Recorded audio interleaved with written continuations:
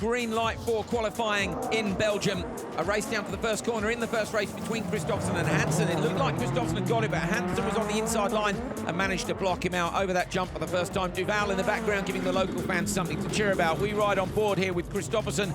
This was later on in the race when he took his joker lap on lap 3 and then got the hammer down big time to try and chase Hansen down on that last lap. Christophersen was on great form, but the Peugeot looking really, really strong on the straights. Have to say Christophersen did the better job on that third lap when he was in clear air, and it was very close at the end. Hansen took it, but only by a tenth. So did Christophersen have better pace? We'll have to wait until later on the weekend to find out. Backward and Loeb down to turn 1. Another great start by Peugeot. Sebastian Loeb getting the whole shot. Another 3-car race here, so an opportunity to set a fantastic time. Track developing a little bit. You can see some of the loose gravel areas cleaning up. Backward into the joker lap, hoping then to use the tactics to chase the guys down. But as you can see, the gap was pretty significant.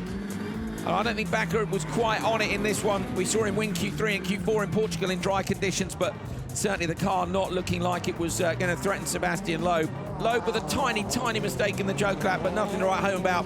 Fastest lap of the day and goes fastest time of the day by 1.1 seconds over his teammate Hansen, looking very strong indeed. Solberg here with a fantastic hole shot down into turn 1. Timosyanov trying to go round the outside of him. This was race 3. Gronholm got up the inside of his teammate but thought better of it and hung back. Look at this though, this was the best battle of the session probably. Timosyanov edge to the outside, dives up the inside. We saw him do this here a couple of years ago. Absolutely fantastic move to put the pass back on his own teammate very cleanly at the fastest point on the circuit.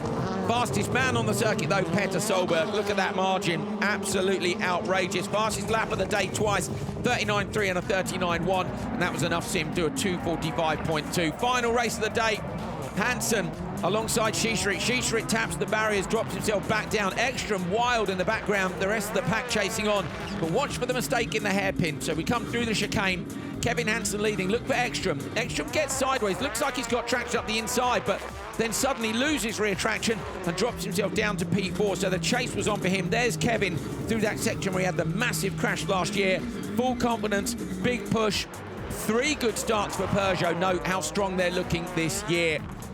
So Matthias Ekstrom, despite losing all that time at the start and ended up down in P4, had closed the gap down to this tiny margin with some incredible lap times. So there is pace in the Audi. Maybe the car just a little bit better for Ekstrom than it was for Backerud. But it's Petter Solberg who wins Q1 from Sebastian Loeb, Timmy Hansen. Johan Christophers is in P4. Kevin Hansen, P5. Look, 3 Peugeots in the top 5. Ekstrom and Backward side by side down in 6 and 7. But remember, Ekstrom had that mistake. Timosyanov is down in P8. Gronholm, Larsen, Gross-Agenin and Kevin Eriksson are your top 12. Gulan Schischrit, Baumanis, Duval and Dumistier currently missing out.